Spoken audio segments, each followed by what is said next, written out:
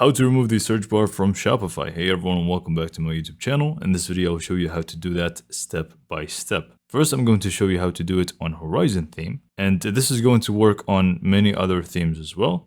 So be sure to follow these steps. But then if you also have Dawn theme or others that don't have this option, I am also going to show you a different way. So for Horizon theme, we simply just want to click on Edit Theme. And then from here, we simply just want to click on the header itself.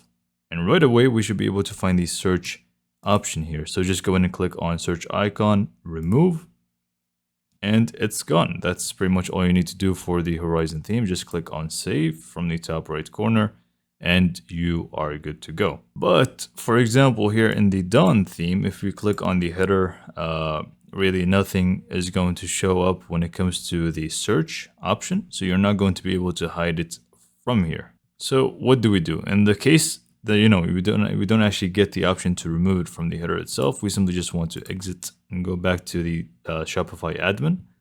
Go to the theme, which is Dawn in this case, and we want to click on the three dots right next to Edit Theme. Go to Edit Code, and we simply just want to go to base.css. You should be able to find it within the assets folder. So click on base.css, scroll down to the bottom. So just scroll down to the bottom, as you can see.